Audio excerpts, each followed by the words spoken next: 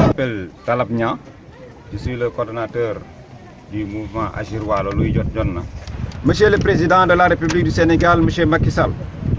les habitants des deux communes de Ronkh et de Diama demandent le bitumage de ces axes que nous jugeons la seule solution pour sortir la localité dans le calvaire.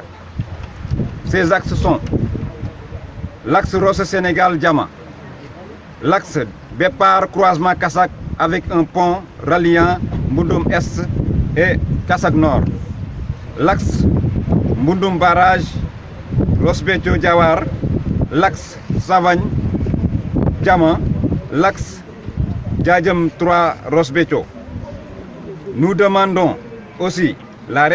réhabilitation des pistes de production pour faciliter l'accès à ces axes que nous avons déjà définis. Ces deux communes qui regorgent d'énormes potentialités économiques sur le plan agricole, presque 60% de la production nationale en riz, souffrent de manque d'infrastructures de base de qualité pour booster le développement de la localité. Monsieur le Président de la République du Sénégal, depuis 1967 à nos jours, le Wallo souffre de ces pistes de production qui sont devenues impraticables. Pendant l'hivernage, nous enregistrons beaucoup d'accidents, des pertes en vies humaines, avec des accidents et des conditions d'évacuation très difficiles. Des milliers de tonnes de riz qui pourrissent sous les eaux pluviales, faute de route pour l'accès des camions pour le transport des récoltes de ces braves paysans. Nous vous invitons aussi plus de suivi pour la distribution des matériels agricoles dans la vallée du fleuve Sénégal. Nous demandons un hôpital digne de ce nom à Ross Béthio, car Saint-Louis et Richard Toll sont très éloignés pour évacuer nos malades. Nous demandons aussi la réfection des postes de santé et l'ouverture des cases de santé pour les villages qui n'en disposent pas encore, comme Wassoul, Khenn et d'autres villages. Alioune Diop Mbodj di commune Ronkh ak Diama bi nga xam ni moo lëmb mouvement boobu presque 60% ci production ceeb foofu lay génn te ba léegi noo ngi dund coono yoo xam ni kenn mënul xam lu mu doon. Bu ñuy wax coono yooyu dañ naa ni depuis 1967 ñoo ngi nekk ci ay piste de production yoo xam ni pour nga jaar ci dem fenn sax mën naa am da ngay takk ay ceinture wala xam ndax yaram yuy metti bu ñu amee ay malade xamuñu nu ñuy def. Bu ñu béyee ceeb bi sax investissement yi ñu ci def mënul feeñ ndax yoon yi praticable amul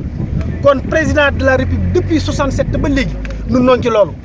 kon jaadu na tey ñu wax ko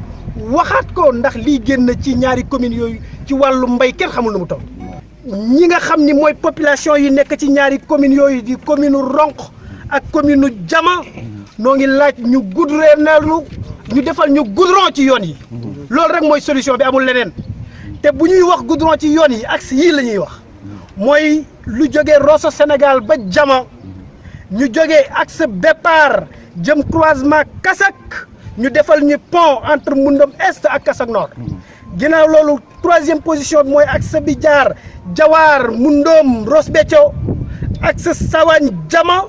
ak axe Diadjem jëm Ross Béthio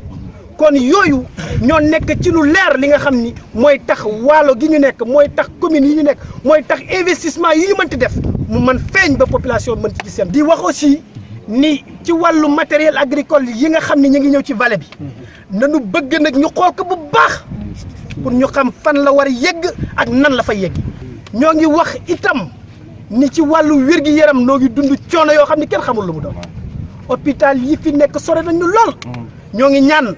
te di ko wax di ko waxaat comme ni nga ko waxoon c'est la deuxième fois nañ ñu defal hôpital ci Ross Béthio moo gën a jógee pour bu ko defee sunu malade yi en urgence nu mën leen di acheminer foofu. ñoo ngi wax itam président de la république ni ko ci dëkk yi nga xam ni ñoo nekk ci dëkkaan yooyu ñuy wax Diama ak Ronkh bare na ci dëkk yoo xam ni case de santé sax